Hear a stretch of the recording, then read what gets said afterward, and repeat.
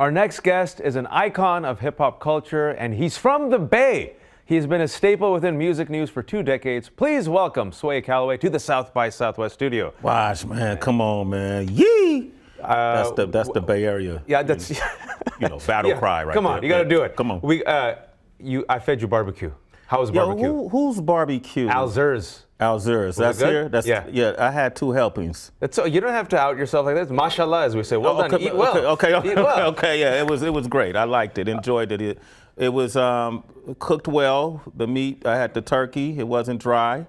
The chicken had a nice balance of spices to it. Oh, look at that. Wasn't overly spiced. The barbecue sauce, I'm not sure if that's an original. If it was it an in-house sauce? I think it was in-house sauce, my friend. Yeah. That was magnificent. We know you as a radio host, but you should have your own show on Food Network. I did not know that you're a connouneur of the barbecue. That was an exquisite breakdown. Even prep you for that. Yeah, man. When you come up in the music business, people tend to pigeonhole you and not realize that you might be multifaceted. And not me, sir. Yeah. I'm learning new talents that you have. Yes. We have to talk about the Bay because I shamelessly talk to all Bay Area folks. Little biased? South by South. Yeah, very biased. Okay. Very biased. If you're from the Bay, we're pro-Bay, and I like you immediately. First and foremost, our Warriors. Yes. I just informed you that Steph Curry is out indefinitely until at least the start of the playoffs. Yes. Is your heart in pain? Absolutely. You kind of devastated me. That was a great way to prep me for the interview. I want to, you got a very barbecue Warriors. And then devastation. Interesting thing about the Warriors, being on the East Coast primarily, I get a lot of Warriors hate. People hate it when Kevin Durant. Yeah, because you're in New York most of the time I'm in New York, so I'm constantly defending the Warriors. And, people call them a super team and all. They destroyed the league. Steph Curry destroyed the game with the 3-point shot. And we have these debates about when Kevin Durant came over to the team, why would he come to the team? Why would you even accept him? And I often point out that we saw LeBron go to Miami. We've seen this kind of shift of players happen. Yeah, it wasn't just LeBron. It was Bosh, Wade, and LeBron. That and they were all superstars at the time. It was Kyrie, Kevin Love, and LeBron. Come on, bro. And when Draymond got kicked out for no reason, that's the one they made that turn. I'm just saying, that 3-1. Yeah. That was all. That was the league trying to control the Warriors' greatness. And I often say the Warriors. I say you guys never even knew who they were. That's right. Until they won that championship. You didn't know this was a group of, survivalists. People. Because we went through the dark ages. Yes. We went through pain. We went through a lot of pain. The Warriors were the team cursed, where if you went to the Warriors and you left, you'd become a all-star after you left. After you left the Warriors. Not while you were a Warrior. But after you left the Warriors, we saw that happen. Chris Mullin. Run TMC got destroyed. Mitch Richmond, Arenas, Jameson, C-Dub, they all went. They all went. So when I see what the Warriors are doing right now, I'm like the Game of Thrones Queen of Dragons. I'm scorched earth. I want everything. I want as many titles as possible. That's right. Come on, man. And because now, even with Brooklyn, they complain, but don't you have Kyrie? Don't you have KD? And now don't you have Ben Simmons? How come no one complains then? I'm just sorry. Yeah. This is going to happen for the next 1 minute. This is going to be a little bit of rant. Yeah. And even with Brooklyn is actually because I'm in New York and I was a season ticket holder for the Nets before they came to the Barclays. So that's kind of like my side girlfriend is Brooklyn, just to let you know. And I like the transparency. Yeah, man. I'm not hiding anything at this age. I'm putting it all on the table. This is what you're dealing with. It is what it is. Fiber, right? Stretch. I stretch, and I got a side chick. No, I'm just joking. I'm joking. He's joking. Listen, in all seriousness, though, speaking about the Bay, you're from the Bay. You have Bay Area roots. You take it seriously, and you do something which I want people to know about. You do Swayfest. Yes. Tell us about Swayfest. Swayfest. My love for the Bay Area runs deep and wide, and you know how it is. You have so much Bay Area pride if you grew up in that region. We feel like underdogs for some reason, right? Even though we got Silicon Valley sitting right there. But we've always grown up. I grew up in Oakland, and I grew up in the community. My mother put my sister, my brother, and I into a lot of different programs through our child care center. We ran AAU track for a local track team. We visited a lot of the recreation centers. We took academic classes at some of these local recreation centers, dance classes, music classes. We learned scripture, all sorts of stuff, reading, economics, all these different things. So my affinity for the Bay runs wide and deep. And so being in these positions, when I was working with MTV, I had the opportunity to bring the world into the Bay, and we did a program called My Block.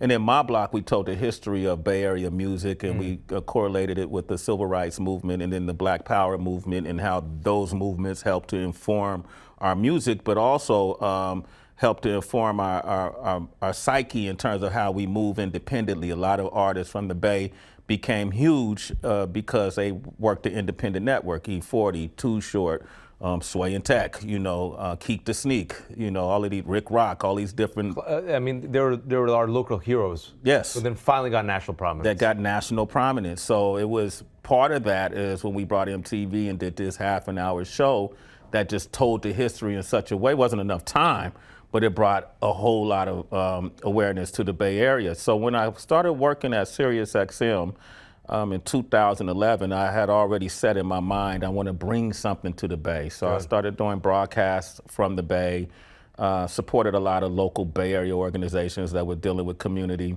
And then we got to a point years later where, the festival circuit became huge, and it became an easier pitch to the company that we should be 10 toes down in the community. We could do it through a Sway Festival that will feature newer artists like a Jay Walt, who was a young independent artist that was coming up, Kamaya, who was on the rise at the time, as well as Sheila E., who came and performed on this stage for us. And the objective was to bring all facets of the community together and celebrate through music, and then also help bring awareness to some of the local organizations that were dedicated to upliftment of the community. So it was a great time.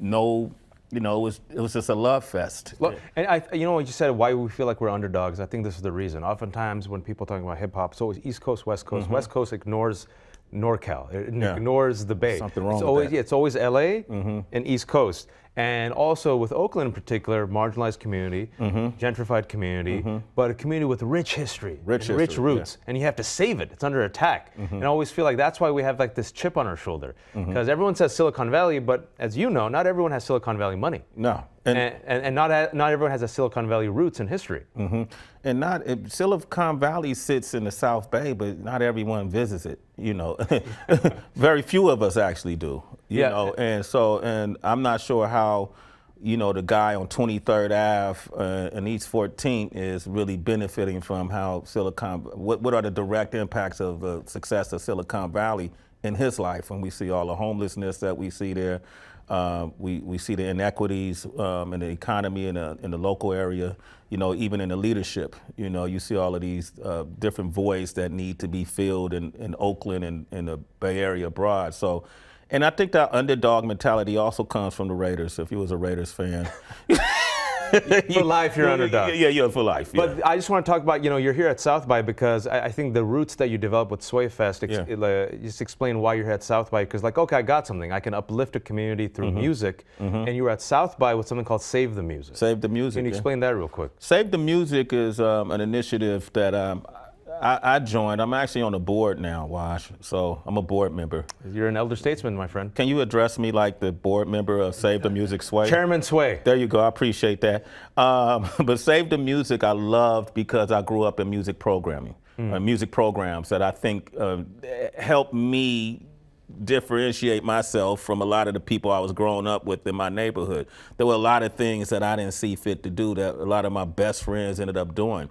By playing instruments early on, I think it really helped me academically in school with my reading and comprehension. And I was a little more precocious than a lot of the guys I was growing up with. And I think that was a direct effect because of that, playing instruments, playing the saxophone, playing the clarinet, all these different instruments. Gave you discipline, gave me outlet, outlet, learn how to read music, learn how to write music.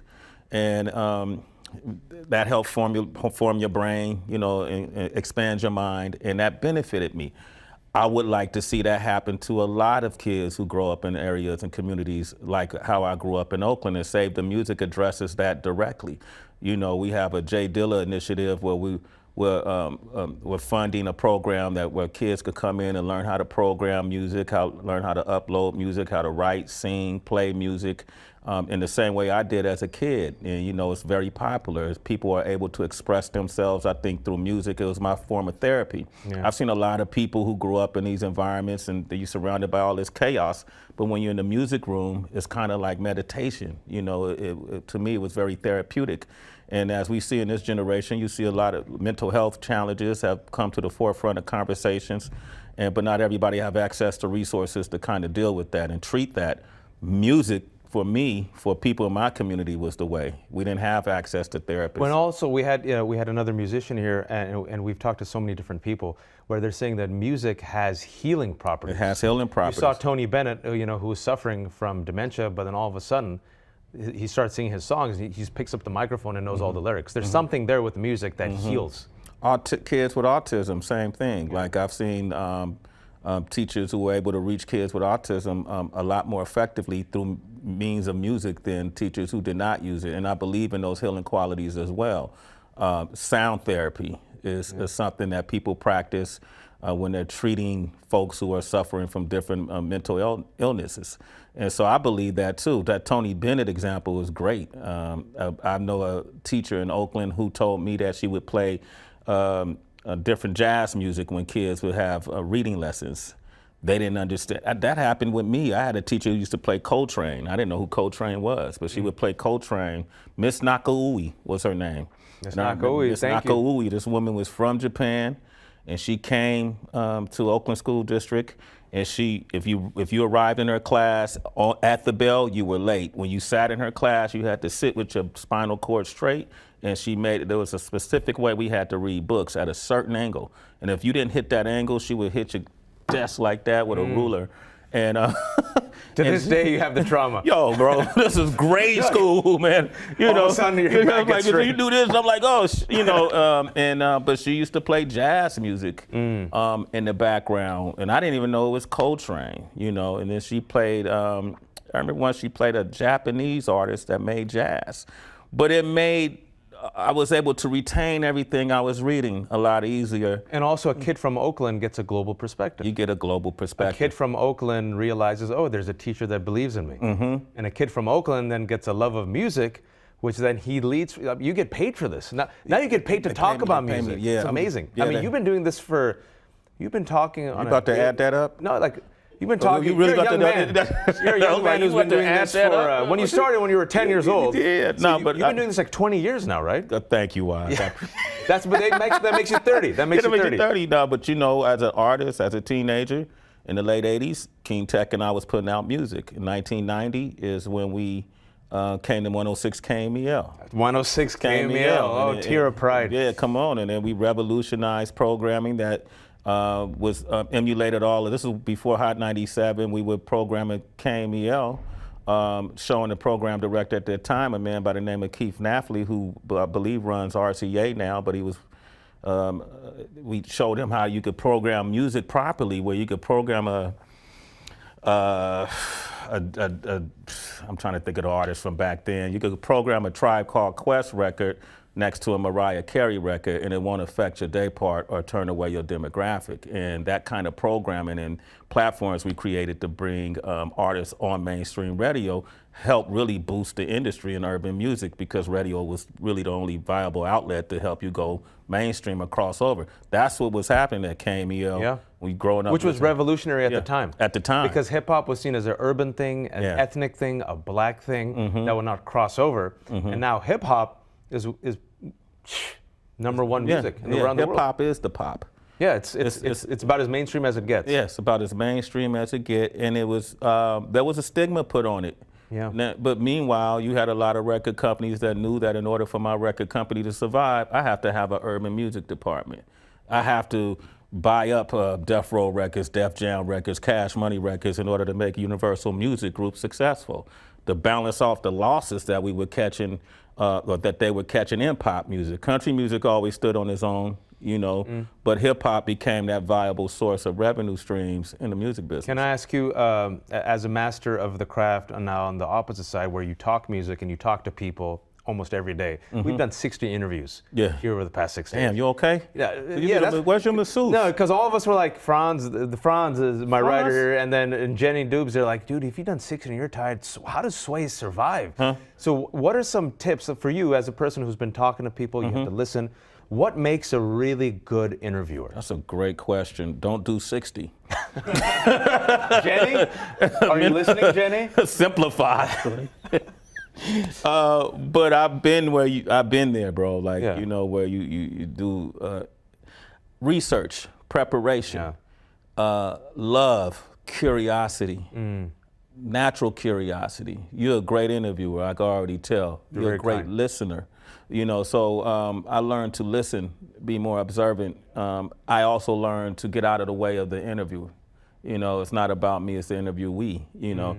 And so those things is what helped me. When I started interviewing in the 90s, and we used to just try to get as many people as possible because we didn't know how long this syndicated show was going to last before they cut us off. And so I had got my mind in practice on how to be able to give proper attention to guests as the next one is rolling through. You're already thinking 3 or 4 questions ahead. I already know. You can see it. Yeah, I already know. But you've done it before, right? I've done it before. But I think, I appreciate you saying that, because I think to do it well is you put in the work. That's what people don't realize. Yeah, and you put have in the to work. care and you listen. And when you do it enough times, it becomes faster, like NBA, like basketball. They said the game slows down for you. But what we've noticed also, and I want your take on this, is apparently in our industry, people don't listen. Like the bar is low. So if you ask a thoughtful question, there've been 60 folks coming like, thank you so much. I'm like, I didn't really do much. I just talked to you. Well, I think a lot of it has to do, the times are changing. So the outlets are more varied now. You have, you know, podcast community, you have the YouTube community, you have the social media platforms where you see people doing live shows there.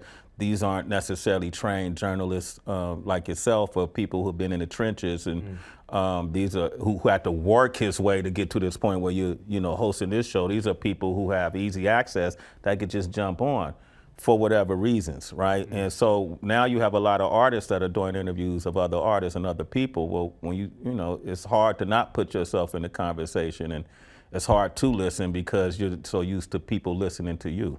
And you're also trying to promote your own brand. And you're already trying to promote your own brand, so you want to be as big as the interviewee, you know. So it kind of creates this murky area when you see in this field. But I think those who are great at it will always have their place. You will always have a place here. Not everybody can sit and interview 60 people who are coming from the Ukraine, from the Bay Area, who work behind the scenes. Some people might be activists, some people might be venture capitalists, some people might be politicians. I've sat with presidents. Obama. I've sat with Bill Clinton. You know, I interviewed Obama live at the White House. You know, and called in, and you interviewed him live, and he called in, right? Yeah, he called in the show, but prior to that, I've interviewed him in the Blue Room, live on air, in 13 minutes on the dot. You have 13 minutes to get however many questions in to a man who's the leader of the free world, who's long-winded. So, you know what I mean? So I'm like, okay, we got that. Yeah, how do you rap? I told him before the interview, I do not want to rap the president. Yeah. So I need you to average about a minute and a half. Jenny, I do not want to rap Sway, okay? Give me 30 extra seconds. I only have a minute left. First of all, Save the Music is an incredible program, an incredible initiative. I'm so proud to be a part of it. We got our J Dilla initiative, and we're putting instruments in schools all over the country, over nearly 300 different schools. We made such years of investment. And I'm proud to be a part of it. And I think if you're in a school district that doesn't have music programs, please, you know, write your local leaders and figure a way that you get music programs and instruments back in for your kids. How can they support Save the Music? Is there a website? SaveTheMusic.org. SaveTheMusic.org. Thank you. So Jenny, our producer, heard me, and she's not going to put a rap on Sway, so I get one more question. Okay, right. Thank you, Jenny. you know, we've seen through it. We're elder men now. We went through the times when Snoop Dogg was seen as a public menace. Now he's sitting there friends with Martha Stewart, where hip hop was demonized, but now it's mainstream. But we're still in a situation where hip hop and rap is still seen as urban, other, not seen as art. I know it's a leading question, but how can schools and communities better educate young people, especially from these communities, about these rich musical genres and legacies when oftentimes still there's a stigma attached to hip hop, especially when it comes to being art? Especially when it comes to being art. Get those ignorant folks in charge out of office. Put better representation in seats of power and position. Create curriculums that are as important as social sciences, as important as mathematics, as important as English is, depending on that community. Hip-hop education through hip-hop culture would bring a higher attendance rate to your school, depending on the environment that your school is in. If we had hip-hop courses when I was growing up, more of my friends would have showed up to school. We could learn mathematics through a hip-hop lens. We could learn STEM through a hip-hop lens. More of my friends would show up at school. There are curriculums I've taught at San Francisco State. Play from Kid and Play is teaching at a university level. Ninth Wonder, the producer, is teaching at a universal level. Bun B from UGK is teaching at a university level. And they're teaching courses on hip-hop. Dan Charnas, who wrote the book, The Big Payback, author, teaching at Tisch, at NYU. And the kids show up. They show up. It's a diverse group that shows up. They engage, they learn. And if you give them something that they want to actually learn, that they actually engage with, the world opens up to them. We can't keep teaching kids the same way we taught them hundreds of years ago, the same things. Sway. I could talk to you forever, but Come I know on, you man. gotta go. I Just fed you one. barbecue. Yee. Just one, bro. Yee. There you go, Bay Area up in here, baby. Bay Area. Thank you so much for being here. Thank you all for tuning in. You can watch all of our studio interviews on South by Southwest TV app, available on Apple TV, Roku, Android TV, and Amazon Fire. These interviews are also available on our YouTube channel at youtube.com/SXSW. And for a complete list of our interview schedule, check out sxsw.com/studio. I'm Majat Lee. Thanks for tuning in.